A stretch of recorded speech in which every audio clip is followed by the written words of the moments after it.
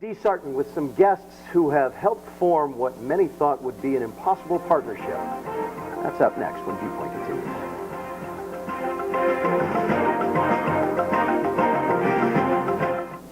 Our final segment today is something that I think you will find fascinating. It's about two Boise neighbors who are doing something extraordinary. I'm going to let them tell you about it, but let me introduce you to these neighbors first of all and tell you that their business is called Two Neighbors. This is Whit Jones, Andy McCluskey. They have a unique business here, and it is called, on their website, a social business.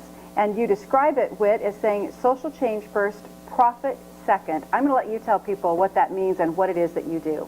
What that means is a business that doesn't have profit as its primary motive. It's to try to make some sort of social impact. In this case, it's bringing women from the Palestine side and the Israel side of the conflict together, who have said they're tired of waiting for peace. They'd like to work together to see what they could produce. And so we've set up this business to help them do that. And when there are profits, those will go back to the women. Now, you're both businessmen, as I understand, and you're not here drinking your coffee.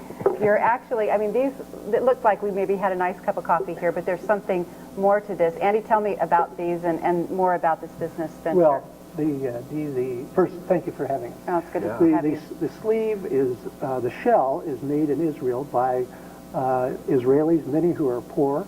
It is then transported to the West Bank of Palestine, and Palestinians hand embroider it.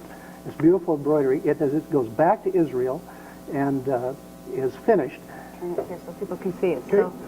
So cool. Our intent is to sell it either through the specialty coffee industry or individuals, and it makes a wonderful Christmas gift. But it's marvelous to see Israeli and Palestinian women working together, and what we're really doing is empowering women economically, which is wonderful. I think you sent some pictures. Let's take a look at them, and as you tell us a little bit about these women, they need the money, don't they? I mean, this is a situation where they can use the help that you're providing, so show me what, or tell me what we're seeing here. Well, there are women on the Israel side who have come from the large groups of Jewish individuals who have come in the last 20 years, some from Russia, some from Ethiopia.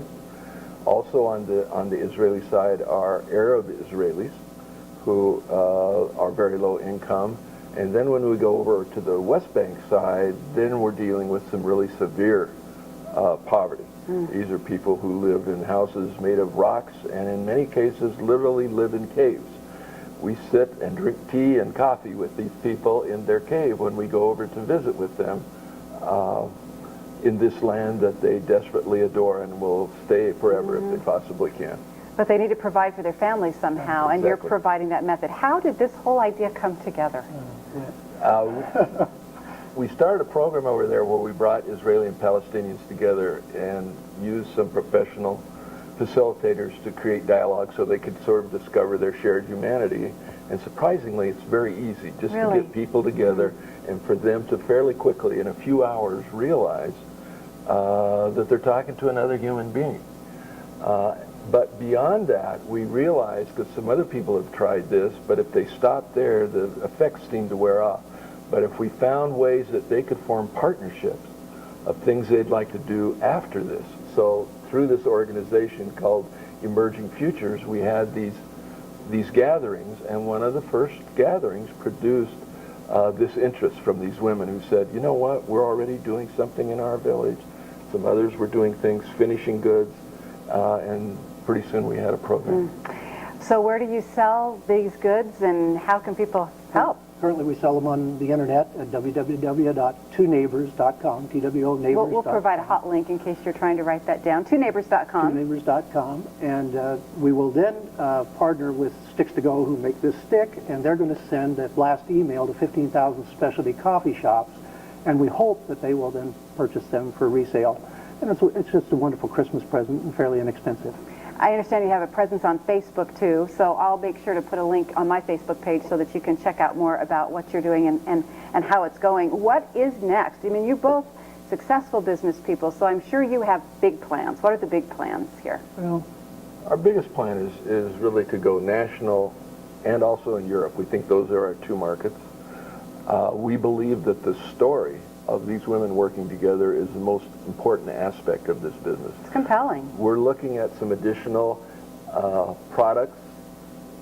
They tell us what products they want to make, rather than we two experts on women's clothing, which we're not really good at. Yeah. But pashminas, you know, the Yes, big scarves yeah, yeah. that they're putting embroidery on, and bracelets, that kind of thing Luggage that they want Okay. to do. Oh, that'd be good. Well, Andy, we just have a few seconds left. I want you to tell me why you are so invested in this, because you said earlier it's all about hope. It's about hope. I mean, I've seen it. You know, Whit asked me to help, and I thought he wanted me to bake a cake for him or something. But he had this project, and I got involved, and I've seen it. And I believe people simply want to feed their families. You know, when I was in the West Bank, it's wonderful to see Israelis and Palestinians working together.